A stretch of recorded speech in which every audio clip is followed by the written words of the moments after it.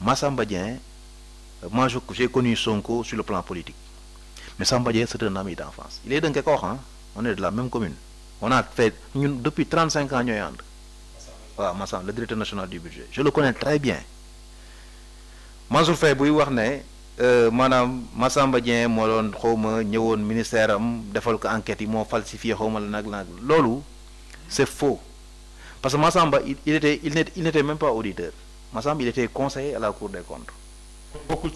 non bokkul ci xam nga dafa am conseiller ak auditeur moom en réalité xam nga Mansour Faye ce qu'il doit faire ça dégg naa ko dem faram-fàcce mu wax quoi ba tudd Ngekoox dem na ci benn commune bu nekk Mbour il a été conseiller là-bas Massamba il n'a jamais fait la politique man ki wax ñun on est 4 là-bas boo xoolee boo demee ngi wax laajte ñen ñooy dañ naan 4 y'a mon ami qui s'appelle Masser Fall tudde ma doom tudde naa ko doom l'autre qui s'appelle Pape Tall tudde na Massamba doom ñu on est 4 ñooy ànd depuis 35 ans on est ensemble ñëpp dañoo xamee noonu mais Massamba il a été directeur chef de responsable du trésor à Kaolack anecdote laa lay wax de pour nga xam la personne kan la wax ñu otom panne toog na 2 mois amul oto maire bi ñëw di ko proposer 20 millions dans son bureau mu delloo ko maire boobu il a fait un témoignage il est resté 3 mois amul oto bu ko yóbbu day dugg ci oto yi di dem en tant que inspecteur du trésor non bu dee probité wala jub wala maanaam am ay principes yu muy garder xeex na ay principes nag dans la commune man vraiment mënuma wax sax ne comprendre que je pense que le président Diomaye wala le premier ministre Ousmane Sonko ñoo ko gën a jub nit ku jub la ku jàll enam deuxième major dem jàll Cour des comptes deuxième major te Mansour Faye yow xam nga ni mënta jàll enam mënta jàll non même non damay noonu laa ko mën a waxee parce que et puis gis nga Covid bi muy wax nii Massamba il a perdu son grand frère dans le Covid son grand frère est né au moment où Massamba perd son grand frère est né ci Covid bi Mansour Faye bon attends mais moom mu ngi gérer l'argent du Covid Mansour Faye ses compétences. mais nee na moom kenn mënu ko topp ci dara. non ses compétences nee na lépp leer tracé. non dama ne Mansour Faye ses compétences. waaw à un moment donné mayu ko woon pour mu nekk ministre du terre de la terre et du ciel au Sénégal le ministre du Sénégal il avait un budget de 1000 milliards. mais lu tax Mansour Faye loolu mayu ko woon. non parce que li ko mayoon mooy c'est que mooy gorowu Macky Sall moo ko mayoon loolu. léegi ministre on lui avait fait une autorisation d'engagement de 1300 milliards dans son ministère man assemblée li ma lay wax nii c'est la loi des finances ah. xam naa yaa ngi woon assemblée. non c'est-à-dire que on l'avait critiqué boobu li amoon ci état bi noonu jamono yooyu lan moo ko mayoon cette force là bi mu amoon ci état bi c'était mooy gorowu président de la République mais ñii dañoo réussir enam jàng ah dem yor ay kii mais ñooñu mënu leen taxal yow li nga war a def mooy nga dem répondre de manière très claire ah liñ la waxal par rapport au nga sondage moo wax. di justifier mais lu tax kon Mansour Faye yëkkati kàddu yooyu. non mais parce que ñu nommé kii barki démb. non parce que dafa bëgg a mettre la relation. c'est que dafa bëgg a mettre relation entre maanaam la nomination de Massamba Dieng à la direction du Trésor et le travail qu'il a fait à la Cour des comptes ma bëgg ko wax ne ko loolu en fait nomination bi Massamba il connaît Cheikh Diba ma lay wax. le ministre des Finances on était à l'ENEA.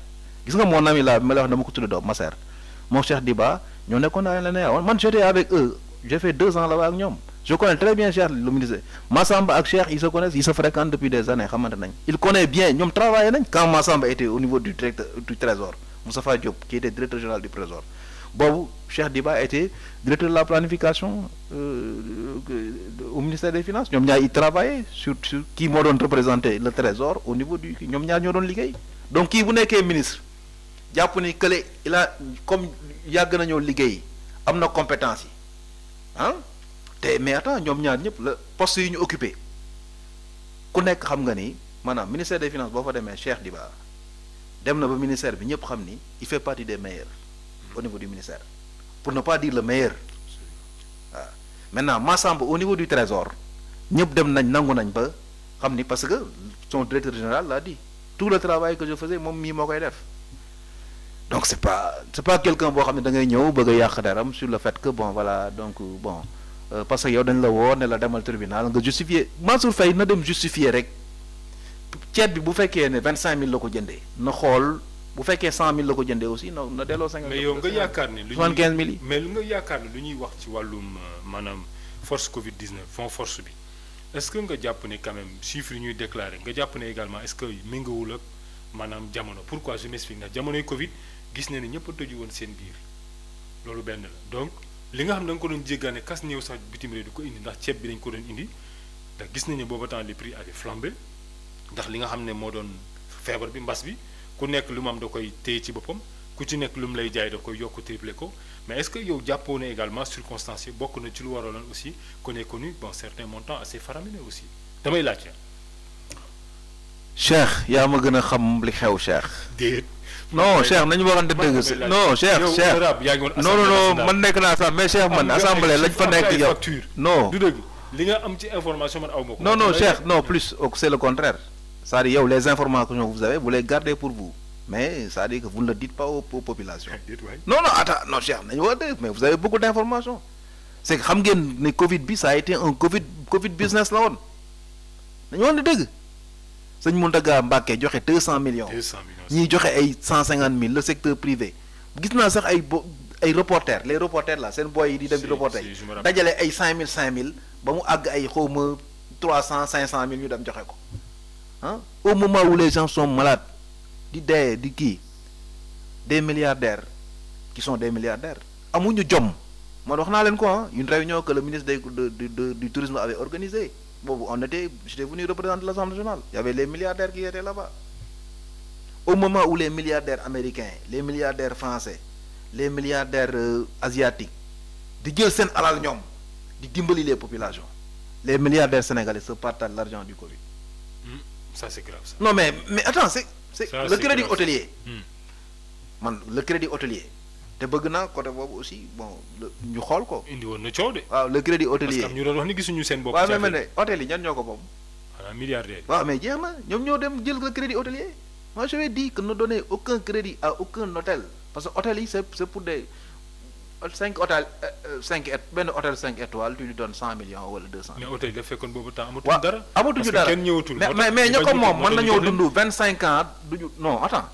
personnel bi fa nekkoon. Non, personnel bi fa nekkoon mais mën nañ leen jàppale mais on n'a pas le droit de jël l'argent di ko jox le promoteur de l'hôtel qui est milliardaire qui met son dossier ñu ne nañu jox 50 millions hôtel bu nekk tu donnes ça mais l'argent n'est pas allé directement chez les employés man d'accord naa ñu jox employés yi directement on les fait des transferts cash qu'est-ce qui nous a empêché de donner des transferts cash aux employés mais nga créer benn affaire woo patron yi man fekk naa réunion yi j'avais les patrons, il y a des milliardaires qui sont là-bas. Maintenant, nous avons 50 ans, nous avons un problème sans Covid, nous avons un problème. Est-ce que c'était pas plus facile quand même de procéder ci seen patron yi pour ñu jox seen employé? Mais employé dem leen laaj leen ndax jot nañ. Bon, moom employé moom dégg naa ñu bari jotuñu. Mais dama laaj leen ndax jot nañ. coow li moom nee na cour ni sabar. Gars yi quand ils ont pris l'argent du Covid, seen compte lañ ko def.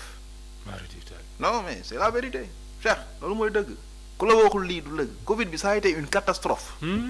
waaw loolu mooy dëgg et puis le président Macky Sall on lui vote il convoque l'Assemblée nationale ñu votel ko 2 lois d'habilitation yoo xamante ni il gouverne par ordonnance et puis jamono yooyu dafa am benn loi d'habilitation boo xam ne wax naa ko Abdou Mbow ma ne ko mais tu te rappelles la loi d'habilitation sur les autorisations des je veux dire du domaine public maritime national Covid bi lañ ko def mais domaine public maritime la mooy yoonam ci Covid